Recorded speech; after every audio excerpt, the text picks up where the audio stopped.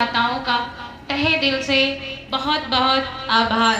हम लोग आज बहुत सौभाग्यशाली हैं, जैसा कि अभी पूर्णिमा जी ने बताया कि हम लोग इतने भाग्यशाली हैं, सौभाग्यशाली हैं, जितना भी कहें उतना कम है कि हमको प्रभु के कार्य में सम्मिलित होने का मौका मिला है, प्रभु के बातों को सुनने का मौका मिला है और सबसे बड़ी बात अच्छे कार्य करने का मौका मिला है। हम लोग सोचते हैं कि सबसे बड़ा सौभाग्यशाली वो होता है जिसके पास पद होता है, प्रतिष्ठा होती है, गरिमा होती है, पैसे होते हैं, गाड़ी होता है। बट आप थोड़ा सही से समझें तो सबसे बड़ा सौभाग्यशाली वो होता है जिसे ईश्वर के काम को करने का मौका मिलता है और उसके बाद ईश्वर की और अच्छी बातों को सुनने का मौका मिलता है।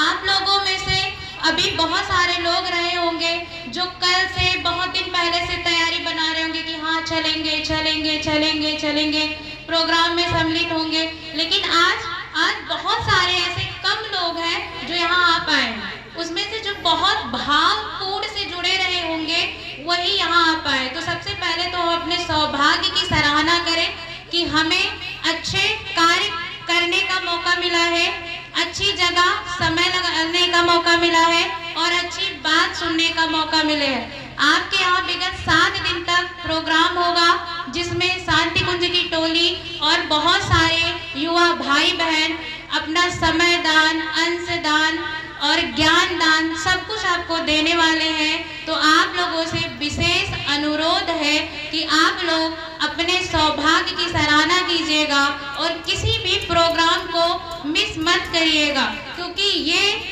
जो अवसर है ये बार बार नहीं मिलता है।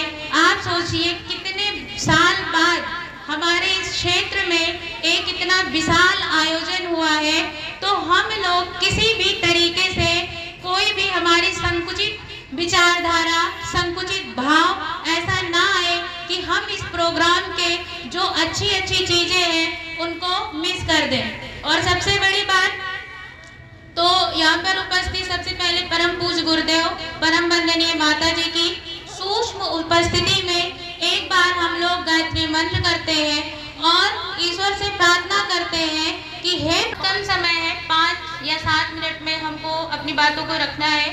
हम 2 चीजों के बारे में आप लोगों के समक्ष रखना चाहते हैं जो इस समय समाज की मांग है।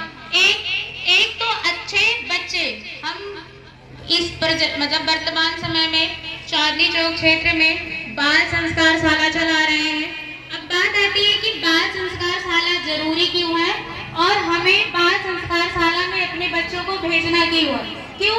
क्योंकि हम लोग तो अपने बच्चों को स्कूल भेजते हैं ना, हमारे बच्चे स्कूल में 7 घंटे 8 घंटे रहते हैं, पढ़ते हैं, फिर हमें बाल संस्कार शाला में बच्चों को भेजने की जरूरत क्या? सबसे बड़ी बात है कि हमें बाल संस्कार शाला में बच्चों को भेजने की इसलिए जरूरत है क्योंकि आज विद्यालयों में सिलेबस पढ़ाया जाता है, बच्चों के बुद्धि का विकास तो किया, लेकिन उसको उपयोग कहाँ करना है बच्चे वो नहीं सीख पाते। कैसे? थोड़ा सा एग्जाम्पल देखिए, आप अपने घरों में, आपका बच्चा है इंग्लिश मीडियम में पढ़ता है, फिर भी क्या होता है, उसे ये नहीं पता कि सुबह उठ के हमको क्या करना है, अपने माता पिता को प्रणाम करना है। उसको ये नहीं पता कि हमको बड़ों से बातें कैसे करनी, उसको ये नहीं पता कि हमको अपना टिफिन या मेरे पास जो चीजें हैं उसको शेयर करके भी खाना चाहिए। उसके अंदर जो गुण है वो सारे क्या हो रहे हैं, धूमिल होते जा रहे हैं। आप उसके सामने रो भी रहे हो, आपका बच्चा क्या करता है, वहां से खेलता है और हंसते हुए चला जाता है। आपका बच्चा, आप किसी को मार के भी उसको अंदर से ग्लानि नहीं महसूस होती कि हमने किसी को चोट पहुंचाया है। आज छोटे बच्चों को आप देखते होते हैं, बगल में कुत्ता जा रहा है, बिल्ली जा रही है, उसको पट पट पट पट करके मारते रहते हैं। आप सोचिए अगर यही बच्चा है, इतना छोटा है, अभी इस तरीके से कर रहा है, तो बड़ा होगा तो क्या करेगा? आज देखिए, आप लोग कहते हैं ना, आज हमारे घर में इंजीनियर है, डॉक्टर है, बड़े बड़े पद वाले हैं, लेकिन क्या हो गया, आज जब एक समय आता है कि हम लोग कोई भी त्योहार साथ मिलके मिलाए तो उस समय क्या होता है, हमारा परिवार साथ नहीं होता। तो इसी सब को दूर करने के लिए कि वो डॉक्टर तो बने, लेकिन कैसा डॉक्टर बने, एक अच्छा डॉक्टर बने। और सबसे बड़ी बात, अगर आपका बच्चा या आपकी बिटिया अगर अच्छा बेटा बन गया और अच्छी बेटी बन गई तो आप भरोसा मानिए कि उसे अच्छा डॉक्टर, अच्छा इंजीनियर, अच्छा वकील, कोई भी चीज बनने में बहुत ज्यादा देर नहीं लगता। बस उसके क्या होना चाहिए कि सबसे पहले उसके संस्कार के रूप में विकसित होना चाहिए। तो हमें खासकर हमारा माताओं से अनुरोध है कि आप अगर सच में आप लोग पूजा करती होंगी ना, सभी माताएं पूजा करती है ना, भगवान को जल भी चढ़ाती है ना, सब करती है, लेकिन सच में आज आपका भगवान आपसे क्या चाहता है, आप कभी उस चीज को समझिए। आज आपका भगवान सबसे ज्यादा किसी से चाहता है तो वो माताओं से चाहता है, बहनों से चाहता है, नारियों से चाहता है। क्या चाहता है? आप जब जल चढ़ाते हो, पूजा करते हो, तो आप तब समझना कि हमने भगवान की पूजा की। जब आप अपने घर में एक संस्कारी पुत्र और एक संस्कारी पुत्री को आप बना सके, तब आप सोचना कि हमारा पूजा करना सार्थक हुआ। नहीं तो हम भगवान को केवल पानी चढ़ा दे रहे हैं, बाकी उनको भाव से नहीं पूज रहे। भगवान आपके भाव के भूखे हैं। आपको पता है सबरी ने क्या खिलाया था भगवान को? झूठे बेर खिलाए थे। आप सोचिए, हम लोग किसी को झूठे बेर खिलाएंगे, खाएगा? क्यों? क्योंकि भगवान को भाव चाहिए, उसे सामान नहीं चाहिए। तो अगर आप लोग सच में कुछ करना चाहते हैं तो आप अपने बच्चों को, बेटा हो या बेटी हो, उसको संस्कारी बनाइए। कैसे संस्कारी बनाएंगे, कैसे कैसे होगा, हम आपको थोड़ा सा बताते हैं।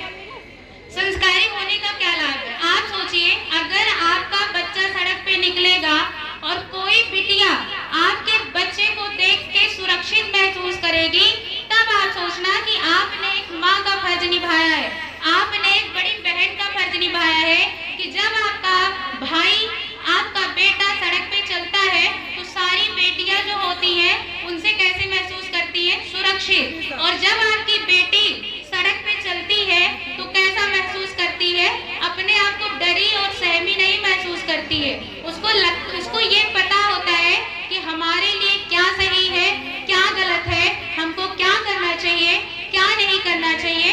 तो कृपया करके सभी माताओं से, सभी बहनों से यही निवेदन है कि आपके घर में जो भी छोटे भाई हो, बहन हो, उनको क्या करिए? अच्छे संस्कार दीजिए। अच्छे संस्कार की शुरुआत कैसे होती है?